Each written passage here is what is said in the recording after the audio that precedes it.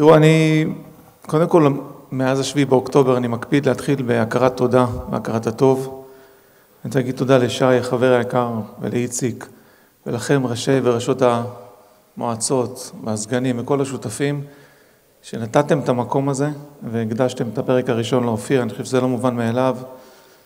אם יורשה, אני אומר את זה בשמי, ובטח גם אורי ייגע בזה בשם המשפחה.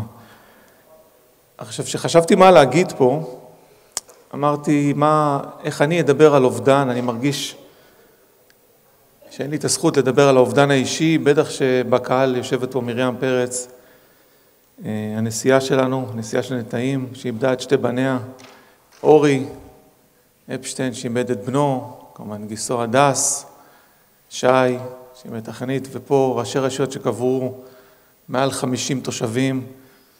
מי אני שדבר על אובדן ועל האובדן האישי שהוא מתגמד? אבל אמרתי, אני רוצה לדבר על חברות. לדבר על חברות, על אהבה, על ציונות, על תקומה. ואני רוצה לספר את הסיפור האישי של ההיכרות של אופיר ושלי, ודרכו ככה לשתף אתכם בדרך שאתם שותפים מלאים לה, לאיפה שהגענו ואיך ככה זה התגלגל. אז ההיכרות התחילה, כמו שאתם רואים, חשבתי שאופיר יהיה עם שיער בתקופה ההיא, אבל הוא לא היה עם שיער. זה בחממה בעין שמר. הקמנו גוף מחתרתי שקראו לה הטורקים הצעירים. נשמע מבטיח. שאלנו את עצמנו איפה המנהיגות של ההתיישבות העובדת, למה היא לא מגיעה למסדרונות הכנסת. בתקופה ההיא היה חבר כנסת אחד לפחות שהתמחה בהפעלת קזינו, ואמרנו אנחנו יכולים אולי לעשות טוב מזה. ובעצם התקבצנו מההתחלה בודדים ואחרי זה עשרות של חבר'ה צעירים ששאלו את השאלה איפה אנחנו, איפה הקול הערכי שלנו, של ההתיישבות, של המגל והחרב, ומשם נולד הטורקים הצעירים. ושם, כמו שאתם רואים, הייתה התאהבות מאוד מהירה, כי אופיר היה איש אופטימי בצורה נוראית, תמים לפעמים, אוהב אדם, סיגריה מדי פעם, בשר טוב, ושם התחברנו. ובעצם מאז, מהמקום הזה לא נפרדנו. ולאופיר, אני מקווה שזה גם יעבור, כן? לאופיר היו 2 אהבות. אחד זה שער הנגב, העשייה הציבורית, שהוא הגיע אליה כמנכ"ל עם הרבה ניסיון באיגוד התעשייה הקיבוצי. אחרי הטורקים הצעירים נבחרנו אני לחוף הכרמל ואופיר לשער הנגב. בעצם בעקבות ה-walk your talk, תלך בעקבות הדיבורים שלך. ואני חושב שגם סללנו אחרי זה לעוד מנהיגים ומנהיגות צעירות ככה לקחת חלק, הקמנו את אגף הצעירים, המעורבות בחברה בתנועה הקיבוצית. והאהבה השנייה שלו, לדעתי הראשונה, אורי אני מצטער, זה לקהילות היהודיות בעולם. התשוקה האמיתית שלו הייתה שמה, מהרבה מאוד סיבות. והבונים דרור, אותה עמותה שאחרי זה תהפוך לנטעים,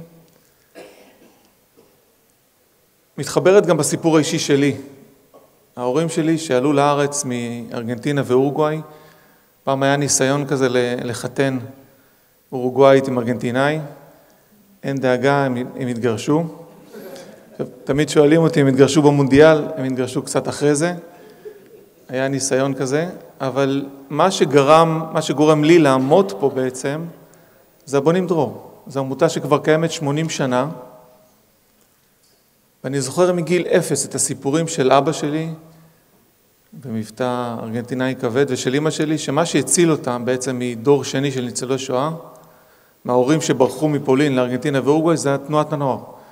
תנועת הנוער, החולצות הכחולות, שפועלת גם היום. בכל העולם, היא זו שגרמה להם לאסוף את עצמם, והם התחילו לחלום יחד על החלום הציוני. על הגעה לארץ, על התיישבות, על חקלאות, על אחיזה בקרקע. אז הבונים דרור מלווה אותי כבר שנים רבות, ושאופיר נכנס לזה, אני עבדתי בתנועה הקיבוצית יחד עם שירי, המנכ"לית המדהימה שלו שנמצאת פה. הוא נכנס לזה עם כל כך הרבה תשוקה, וגם גיל שהיה משנה למזכ"ל, כולם פה, של התנועה שלנו, וכל כך הרבה אהבה, הייתי מדבר איתו על התחום המוניציפלי, ופתאום מדבר איתו על איזו קהילה קטנה במקדוניה, הוא היה מאבד את זה. אופיר, אתה לא מאמין, מצאנו יהודים במקדוניה. ואי אפשר להסביר את הלפיד היהודי הזה שבער בו בתשוקה, שאי אפשר להסביר את זה. שי אחרי זה גם כתב על איזשהו פוסט על איכשהו, בכלל התפיסה של המסורת ויום כיפור ואירוח, ואני הייתי קורא למנגל אצלו הבית, זה אש התמיד, זה תמיד עובד, אתה רק צריך לבוא לשים בשר. אז חלמנו מה נעשה בקדנציה השנייה, והוא סנה קמפיינים ודיברנו על זה. הוא אמר, בקדנציה השנייה אנחנו הולכים לנסוע ולטוס ולעשות ככה ולהקים עוד קהילות. ופה, אני זוכר לפני הרבה שנים, שירי ואני ואופיר, עשינו ספיד דייט עם כל ראשי הרשויות פה, עם גלית ועם עוד בנות, ואמרנו, בואו, אנחנו רוצים שתיכנסו לפרויקט הללויה. זה אחד הפרויקטים שנולד, זה בעצם מנהיגות צעירה לדור הצעיר, ואז, כמו שאתם מבינים, הגיע 7 באוקטובר. עכשיו, אני לא אשכח את הרגע הזה, כל אחד לא ישכח את הרגע הזה, אבל אנחנו בישיבת מטה, נוערים אלינו אלפי פליטים, חלקם הגדול מחוף אשקלון, של רביבו שראיתי אותו פה, אחי ורעי, בסוף הגיעו 3,000, חלקם מגיעים תחתונים, בלי פרוטזות, פשוט פליטים, וככה תוך כדי שיחה, הדוברת שלי מראה לי את הפוש שאופיר נהרג, והתנהלות כל היום וכל הלילה כמו כולנו פה, ואני זוכר שחזרתי הביתה ולא יכולתי להירדם, והרגשתי כמו אריה בסורג. לא יכולתי להירדם מהתחושות שכולנו חשנו של פחד וחרדה, ושהם חטופים והשתלטו על יישובים ואנשים נרצחים. ולצערי, ראשי רשויות, מישהו רואה בנו עוד איזשהו משהו שהוא נחוץ, אני לא יכול לעשות מילואים. ושאלתי את עצמי, מה אני יכול לעשות? אופיר נהרג, החלום שלו נגדע, ואני חותם מדי פעם, אני הולך למקורות. מרים, תקשיבי. וחיפשתי איזשהו הצדק, פחות או יותר ב2:30 בלילה, כאילו, הרי כולנו אחים, כבר יש זילות, אבל במקורות, מתי מישהו הופך לאח? אז מישהו הופך לאח, בכל עת אוהב, הרי זאת אומרת, את החבר שלך, אבל מתי אתה הופך לאח? ואח לצרה ייוולד. זאת אומרת, אתה עובר מדרגה, ברגע שיש צרה. ואני זוכר שהתעוררתי ב8 באוקטובר, שעה של שינה, אולי קצת פחות, והתקשרתי לשירי המדהימה, שהייתה בדרום אפריקה, והבטחתי לה שעל כל כיסא שאופיר ישב, אני אשב, על כל תפקיד שהוא לקח לעצמו, אני אקח, ואני מדי פעם מקלל אותו על האמירה הזאת, שאני מוצא את עצמי במזכירות התנועה הקיבוצית, ועוד תפקידים שהוא לקח על עצמו, ואחרי זה גם שהיה אפשר לדבר במשפחה, ביקשתי את האישור, ובעצם החלפתי אותו כיושב ראש הבונים דרור, לימים נטעים,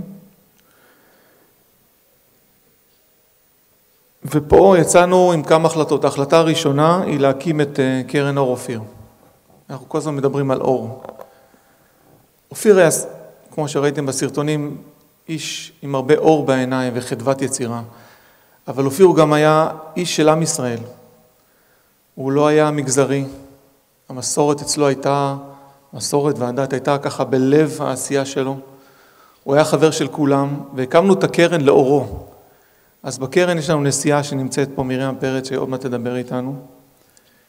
אישה שהיא, אני אבק לרגליה. כל מה שהיא עושה בהתנדבות ובאהבה אין סופית לעם ישראל ולאחדות העם שלנו. וגם הרב שפירא, מנגד לתורה, נמצא בקרן אור אופיר.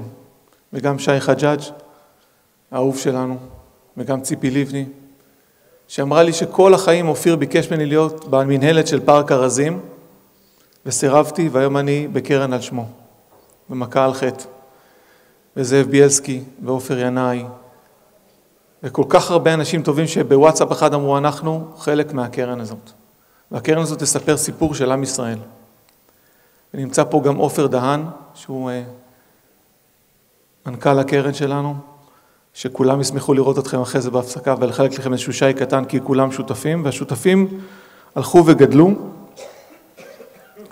וזה מה שהספקנו בשנה האחרונה. בזכותכם הקרן הזאת גדלה, והשותפות היא שותפות אמיתית, והחלטנו עוד החלטה. החלטנו שאנחנו נעשה קורס מנהיגות על שמו של אופיר, כי כזה הוא היה. וחשבנו מי השותפים המתאימים, והשותפים